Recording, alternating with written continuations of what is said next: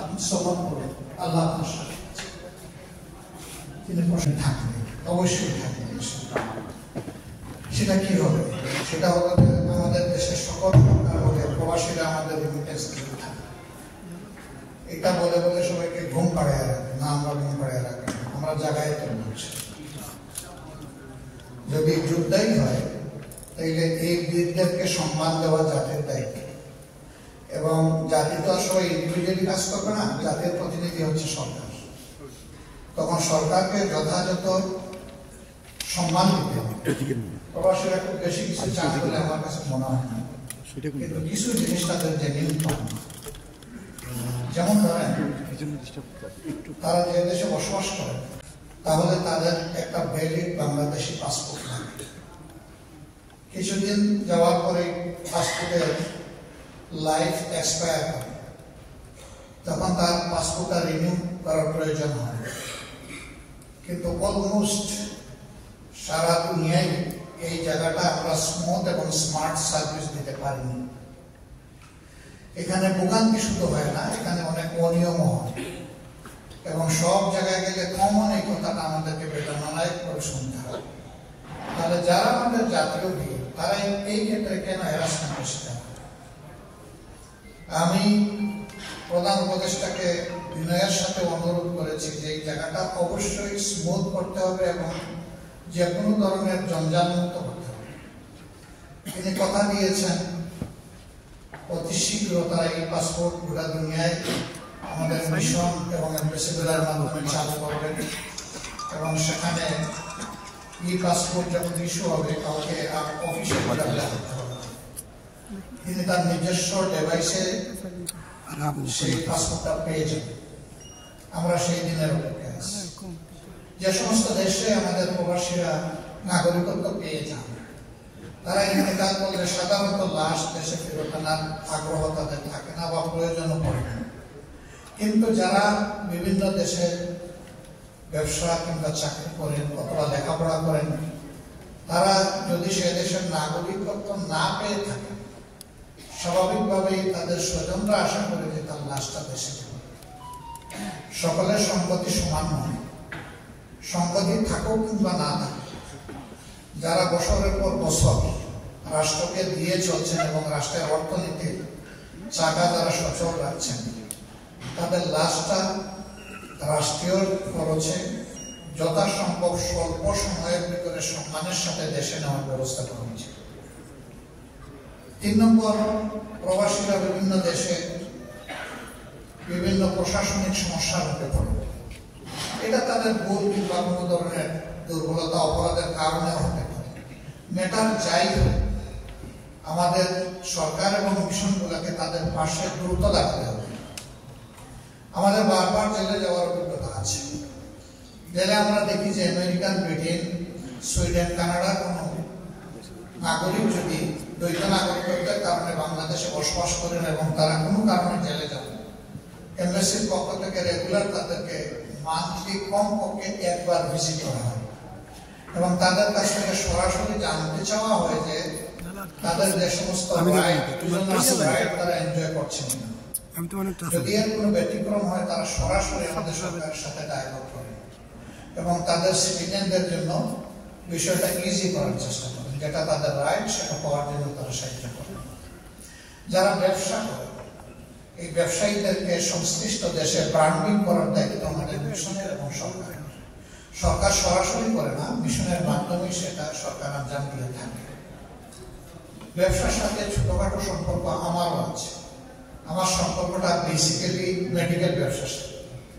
আমি দেখি যে আমরা যে সমস্ত দেশ থেকে মেশিনারিজ কিনি, সেই সমস্ত দেশে সরাসরি এমবেসিও আমাদের সাথে ডায়ালগ করে, তার কোম্পানিগুলোকে প্রমোট করে, ভ্যালু প্রমোট করে, ব্র্যান্ডিং করে, এবং তারা অনেক ক্ষেত্রে ওয়ারেন্টির অংশীদারিত্ব গ্রহণ করে। আমাদের যারা বিভিন্ন দেশে ব্যবসা করেন, ছোট থেকে বড় মাঝারি সবাইকে কিভাবে প্রমোট করে দেয় এবং তাদের এই ব্যবসা কিভাবে সাস্টেইনেবল হয়, এই ব্যবসায় কিভাবে তারা আরো বেশি প্রগ্রেস অ্যাচিভ করতে পারেন, সেই জন্য অবশ্যই সরকার এবং এমবেসির থ্রুতেই সরকারি অ্যাপ্লিকেশন দিতে হবে। এছাড়া আমরা দেখি যে প্রবাসীরা যারা দেশের বিভিন্ন দেশে থাকেন, কম্পারেটিভলি সেম ডিস্টেন্সে আমাদের সারাউন্ডিংয়ে যে সমস্ত কান্ট্রিজ আছে তাদের এয়ারক্রাফট ফেয়ার এবং আমাদের ফেয়ারের মধ্যে অনেক ডিফারেন্স, বিকজ এখানে সিন্ডিকেশন হয়।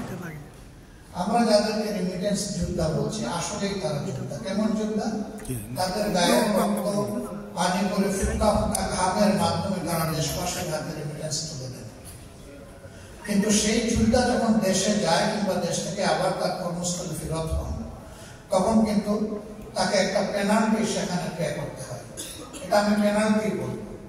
জেনুইন ফেয়ারের ভাড়ার বাইরে যেটা নেওয়া হয়, অবশ্যই তাদের উপর অন্যায়ভাবে একটা পেনাল্টি চাপিয়ে দেওয়া হয়। এই সিন্ডিকেশনের কারণে আমাদের প্রবাসীরা ক্ষতিগ্রস্ত হয়। এমনকি অনেকে যে টাকা খরচ করে প্রবাসে আসেন, অনেক সময় তাদের মাথা ঘুরায় সেই টাকাও থাকে। আর এর যদি বড় একটা অংশ গ্রিন ফেয়ারে চলে যায়, তাহলে এটা তাদের জন্য খুবই ডিসগাস্টিং। আমরা এই বিষয়গুলোকে অ্যাড্রেস করা মনে করি রাষ্ট্রের দায়িত্ব। এটা কারোর প্রতি দয়া নয়, এটা দায়িত্ব। রাষ্ট্রকে এই দায়িত্ব নিতে হবে। এরকম আরো অনেকগুলো বেসিক জিনিস হয়ে গেছে, সেগুলাকে অবশ্যই আমরা আল্লাহ তাআলা যদি সুযোগ দেন, মানুষের মনে যদি ভালোবাসা তৈরি করে দেন, যদি আমাদের পারফরমেন্সে মানুষের আস্থা তৈরি হয়, these people are sincere, honest and devoted to the nation, যদি এটা তারা মনে করে, তাহলে আমরা ইনশাআল্লাহ এগুলা প্রয়োগ করার চেষ্টা করবো, আমরা করার চেষ্টা করবো। ইফ নট, যদি সেই কাজের জন্য আল্লাহ আমাদেরকে নির্বাচন না করেন, জনগণ যদি তাদের আস্থা আমাদের ঘরে না রাখেন, সেই অবস্থায় যদি এখন আমরা যেতে না পারি জনগণের বিবেচনায়, নো প্রবলেম। আমরা জনগণের প্রতিনিধি হয়ে সরকারের কাছে অনবরত সেই দাবিগুলো উত্থাপন করতেই থাকবো, যতক্ষণ পর্যন্ত লেজিটিমেট এই দাবিগুলো তাদের বাস্তবায়ন না হবে। থ্যাংক ইউ আপনাকে। যেই দেশ আপনাকে আমাকে কাজের জায়গা তৈরি করে দিয়েছে, মনে রাখবেন এই দেশের প্রতি আমাদের নৈতিক দায়িত্ব আছে। সম্পর্কটা শুধু আর্থিক হবে না, সম্পর্ক হবে আর্থিক, আত্মার সম্পর্ক। যদি এই সোসাইটিতে বাংলাদেশি কমিউনিটির লোকেরা এরকম তারা তাদের দায়িত্বভার পালন করতে পারে, এই সোসাইটি আপনাদেরকে বুকে টেনে নেবে। কিন্তু যদি তার ভিন্ন কিছু তারা দেখে, আপনাদের ব্যাপারে তারা কষ্ট পাবে, হতাশ হবে, এক সময় আপনাদেরকে তারা বলে দিতে লাগবে। আমি এই কথাটা যে দেশে যাই সেই দেশে আপনি যতক্ষণ থাকবেন এটি আপনার দেশ, এটা মনে করে এই দেশটাকে ভালোবাসবেন এবং আপনি দায়িত্ব পালন করবেন। এখানকার law and order situation maintain করার ক্ষেত্রে আপনারা সহযোগিতা করবেন। আপনারা সহযোগিতা করলে এই দেশের ইজ্জত বাড়বে। আপনাদের ইজ্জত শুধু বাড়বে না, পুরো দেশের ইজ্জত বাড়বে।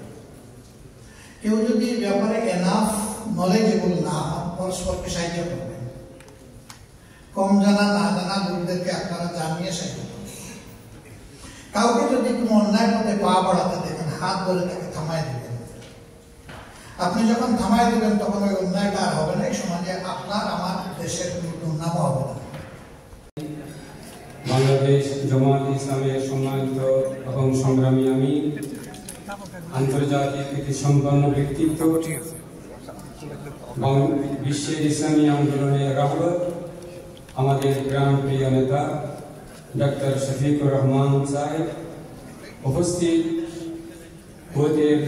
একটি বিজয় অতি তাড়াতাড়ি আসবে, তাই আমরা